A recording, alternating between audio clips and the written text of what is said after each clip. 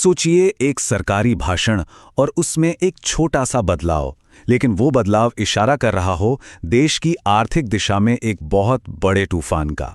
आज हम एक ऐसी ही कहानी को समझने जा रहे हैं जो ऊपर से तो मामूली लगती है, लेकिन भारत के भविष्य के लिए इसके मायने बहुत गहरे हैं। हाँ, आपने सही सुना। पूरे 75 साल से चली आ रही एक परंपरा अब खत्म हो रही है। लेकिन सवाल यह है कि आखिर ये कौन सी परंपरा है और इसके टूटने से इतना क्या फर्क पड़ जाएगा? चलिए पता लगाते हैं। हम बात कर रहे हैं भारत के सबसे जरूरी आर्थिक भाषण यानी सालाना बजट स्पीच की। इसकी जो बुनियाद है उसे बदला जा रहा है। एक ऐसा ढांचा जो 1947 में आज़ादी के बाद से आज तक कभी नहीं बदला था। ये वाकई में एक बहुत बड़ा मोड़ है। जरा सोच कर देखिए, दशकों में देश ने कितने बड़े बड़े आर्थिक और राजनीतिक बदलाव देखे। 1991 के वो ऐतिहासिक सुधार, फिर जीएसटी का आना, लेकिन एक चीज थी जो हमेशा वैसी की वैसी रही, बजट भाषण का तरीका। और यही बात आज के इस बदलाव को इतना खास बनाती है। अच्छा, तो इस बदलाव की अहमियत को सही से समझने के लिए पहले ये जानना जरूरी है कि अब तक होता क्या था।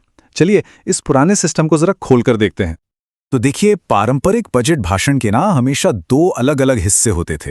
पार्ट ए था बड़ी बड़ी बातों के लिए, मतलब देश की इकोनॉमी की पूरी तस्वीर क्या है, सरकार का विजन क्या है, प्राथमिकताएं क्या है।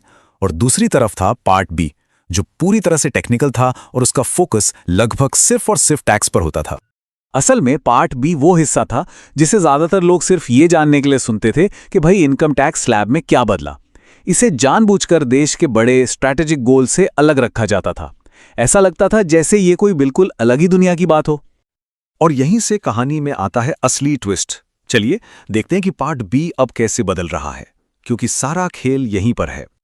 तो ये बदलाव ये कोई छोटा मोटा नहीं है। पार्ट बी अब सिर्फ टैक्स का हिसाब किताब नहीं रहा, ये बदल रहा है एक फ्यूचर लुकिंग स्ट्रेटेजिक प्लान में। और मजे की बात यह है कि ये अब सिर्फ देश के टैक्स पेयर्स के लिए नहीं है। इसका असली ऑडियंस अब है दुनिया भर के निवेशक।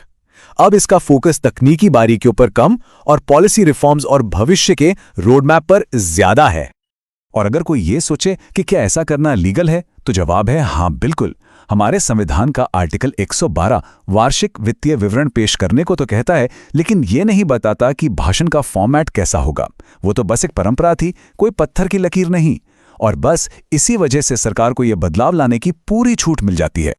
तो अब आते हैं सबसे बड़े सवाल पर, आखिर ये बदलाव अभी ही क्यों?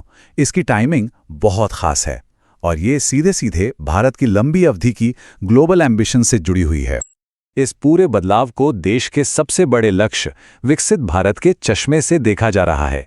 इसे एक ऐसे टूल की तरह इस्तेमाल किया जा रहा है जो 2047 तक भारत को एक डेवलप्ड नेशन बनाने के सपने को पूरा करने में मदद करेगा। अगर सीधे शब्दों में कहें तो नया पार्ट बी दुनिया भर के इन्वेस्टर्स और रेटिंग एजेंसियों को वो भरोसा और वो क्लैरिटी देने के लिए बनाया गया है जिसकी उन्हें हमेशा तलाश रहती है। सोचिए, कोई विदेशी कंपनी भारत में पैसा लगाना चाहती है तो ये नया तरीका उससे देश की आर्थिक रणनीति का एक साफ लंबा नजरिया देगा। इससे उसे लगेगा कि उसका निवेश यहां ज्यादा प्रेडिक्टेबल और सुरक्षित है। तो आखिर में ये सब हमें कहां लाता है? ये बदलाव सिर्फ एक प्रोसीजरल चेंज, एक कागजी फेरबदल से कहीं ज्यादा है। ये इस बात में एक बुनियादी सोच का बदलाव है कि बजट को देखा कैसे जाता है। और सबसे जरूरी बात यह है कि ये सिर्फ एक प्रक्रिया नहीं बदल रही, ये बजट भाषण के मकसद को ही रीडिफाइन कर रहा है। अब ये सिर्फ साल भर के हिसाब किताब का लेखा जोखा नहीं है, बल्कि ये एक एम्बिशन डॉक्यूमेंट बन रहा है जो भारत के भविष्य की दिशा तय करेगा। लेकिन यहीं पर एक जरूरी सवाल भी उठता है। एक तरफ तो है इतना लंबा इकोनॉमिक विजन और दूसरी तरफ है शॉर्ट टर्म पॉलिटिकल प्रैक्टिसेस, जैसे कि चुनावों से ठीक पहले की जाने वाली घोषणाएं या फ्रीबीज जो देश की लंबी अवधि की वित्तीय सेहत पर बोझ डाल सकती हैं। तो क्या दोनों साथ साथ चल पाएंगे?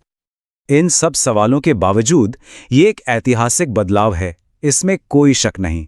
यह सिर्फ एक भाषण का फॉर्मेट बदलना नहीं है, ये भारत के आर्थिक भविष्य की कहानी को देश और दुनिया को एक बिल्कुल नए तरीके से सुनाने की कोशिश है। अब असली सवाल यह है कि क्या बातचीत का यह नया तरीका वाकई जमीन पर ठोस लॉन्ग टर्म एक्शन में बदलेगा? इसका जवाब तो खैर आने वाला वक्त ही देगा।